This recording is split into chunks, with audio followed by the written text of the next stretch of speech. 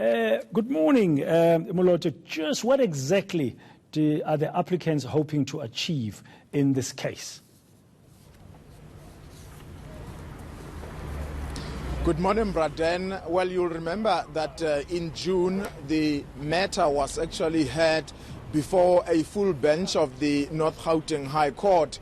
It was heard before the Judge President, Dunstan Mlambo. He was assisted by Judge Dennis Davis, as well as the Judge President of the Northwest High Court, Monica Leu. Now, the Right to Know, as well as the Corruption Watch, the organizations which brought this application to court, are essentially asking for the court to declare the findings of the Seriti Commission unlawful. And their argument is that they believe that evidence which had been out there and also been presented, they also argued that the Commission had a responsibility to investigate.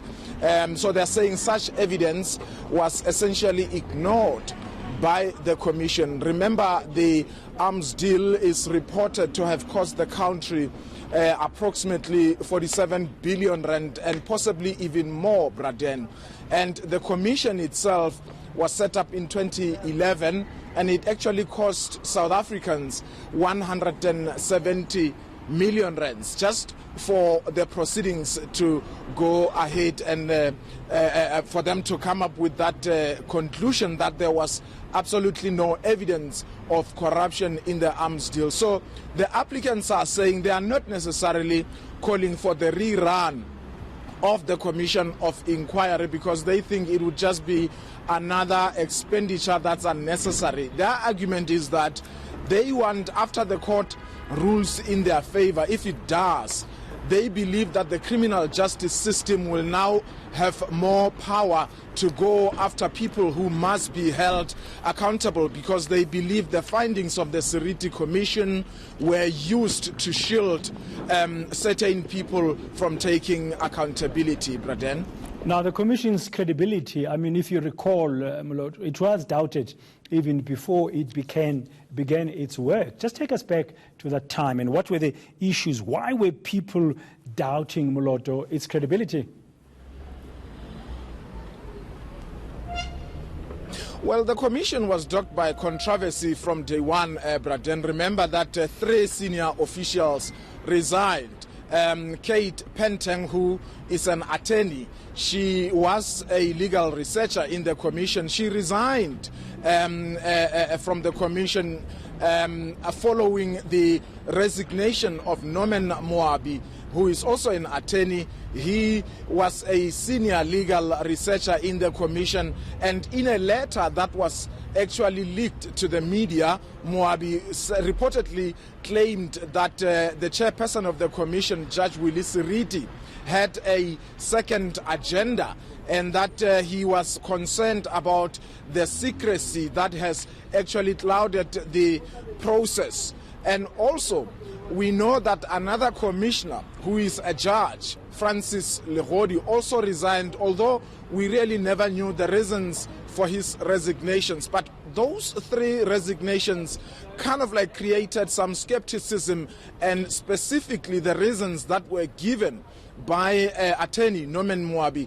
As a result, the commission itself, from the word go, a lot of people doubted its credibility, and when it made the findings that there was no evidence of corruption, a lot of people were not surprised at all. Remember, Braden, also that there were speculation that actually millions and millions of documents that were stashed in shipping containers which had been unearthed by the Scorpions was never investigated or perused by the Seriti Commission, and as a result people felt that it was just a whitewash. Now, the president, we know, coming into this case has not opposed. That's President Cyril Ramaphosa. Should we read anything to that?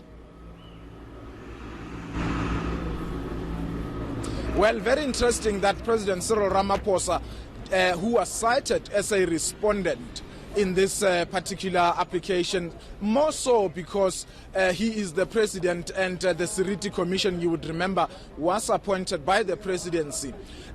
He did not oppose, as you correctly said, the application by these two organizations to set aside the findings of the Seriti Commission.